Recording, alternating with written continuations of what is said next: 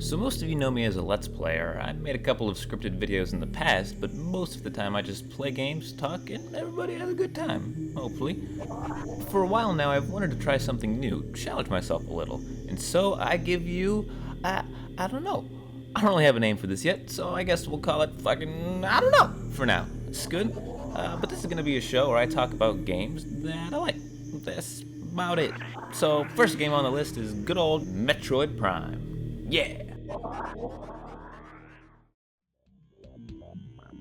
The game starts you off on a spaceship, landing on a space station in space where you encounter evil space pirates doing evil space research. Yeah. You explore their frigate, finding a bunch of nearly dead guys who, despite the fact that they're slowly and painfully dying, still take the time out of their day to try and murder you.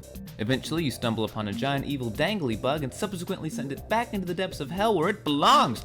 Back! Back, you spawn of Satan! Anyway, turns out it wasn't hell, it was the reactor core, and now you have 7 minutes to escape before the entire facility explodes. Well, partway through your daring escape, you meet dangly-ass Metroid who decides, hey, fuck you, I'm a bird, and flies off. Well, that happens, same as though, didn't I murder kill you in the last game? Well, yes, you did, but, you know, DNA replication. Anyway, you run through some more tunnels before the Deathfire explosion catches up with you and ruins your Vari suit, pretty much leaving you with nothing but your measly pew-pew blaster. You then run back out to your ship just in time to escape all cool like and shit while deciding, I'ma kill it, and you begin your chase.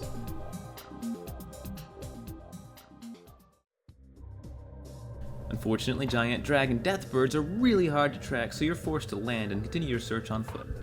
Now this is where the game really gets going and the world opens up to you. The game becomes all about exploration and atmosphere. Just walking around, seeing what each new room looks like is fun and exciting. It's the game's strong point.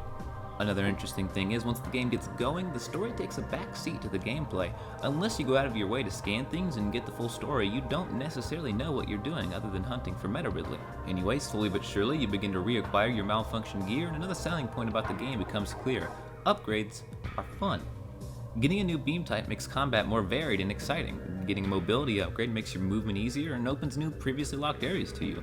For some reason, every time you watch a cutscene of Samus acquiring a new item, it's all like, yeah, this is awesome. Oh yeah, it's all, yeah.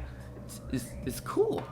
Not only are the upgrades fun to get, but usually you have to fight some kind of boss or complete some puzzle to reach them, making acquiring them all the more satisfying. Speaking of bosses, Metroid Prime has them. They're really fucking cool. You have a giant rock monster, an evil ghost sentry, genetically enhanced space pirates, and a plant thing. It's a flat, I don't fucking. Every boss is unique and fun to fight. They might not be too terribly difficult, but the game itself isn't meant to be. Now you may be wondering what the main goal of Metroid Prime is. Finding Metroid doesn't really seem like an end goal, and it's actually not. Assuming you miss it on your first pass, you'll eventually find an area that resembles some kind of ruin or temple. It's there that you learn about the plight of the extinct Chozo race, a bird-like species that lived on the planet years ago.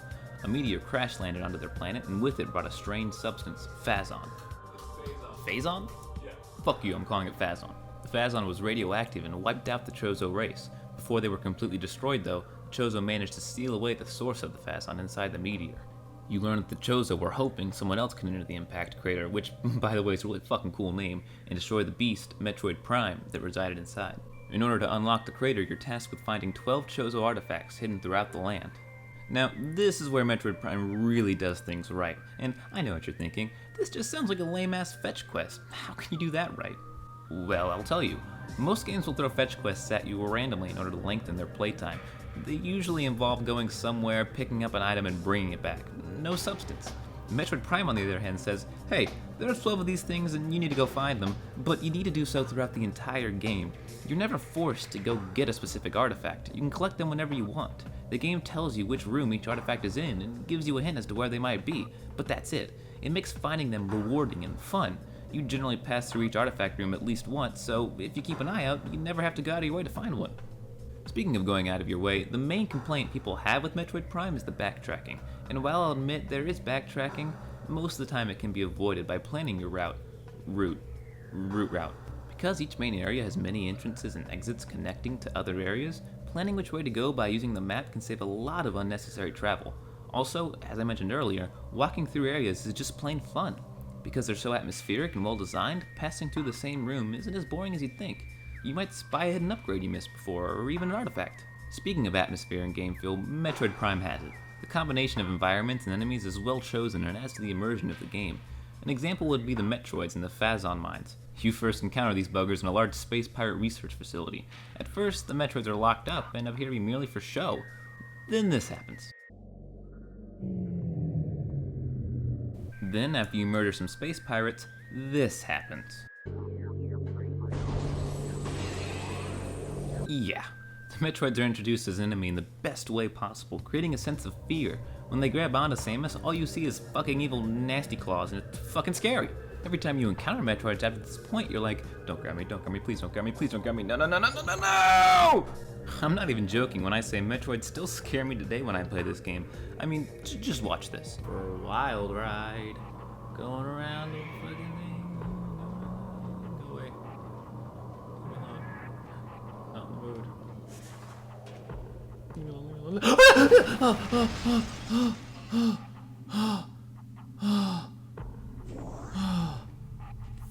Fuck. Yeah.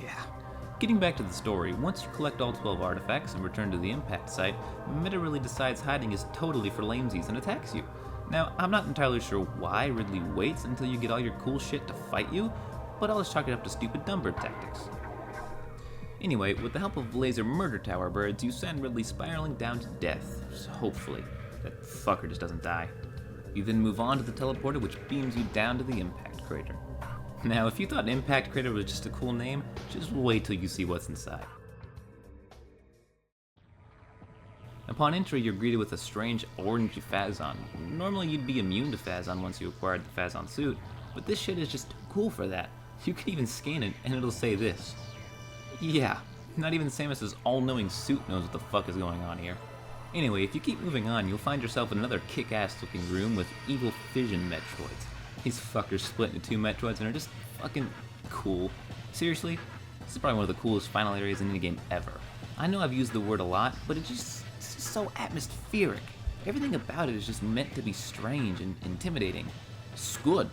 Once you make it through, you find yourself face to face with the crab spider himself, Metroid Prime. Now, Metroid Prime isn't necessarily a challenging boss fight, but it's definitely satisfying. It's not too easy, it feels fast-paced and action-packed, and is all around a very fitting final boss. He has two phases, and the second one you can blast his now stupid squid-faced ass with the almighty Hyper Mode. You absorb some Phazon and whoop-bam! Blue lightning goop ray beam thing. Yeah! And then bam, there you go. You beat Metroid Prime. All around, it's a good game, man. You need to play that shit if you haven't yet. Seriously, 10 out of 10, go buy it. It's got action, adventure, fun, everything. Yeah. Well, hey, if you like this video, go ahead and click some links right there and I'll be taken to another video I did about Starbound. Also, there'll be another link there if you want to go see the Let's Play that I did of Metroid Prime. If you want, you don't have to, but I'd appreciate it. Go click it. Now. Or I'll fucking kill you in your sleep with a rusty spoon. There's also a fork. It's called a spork. I got it at KFC and then I dropped it in some water for a while, and then I don't know, I took bad care of it. It was just a good sport, and now I gotta seek revenge. So I don't know where I'm going with this. Maybe you should probably just watch the video and then you want to find out.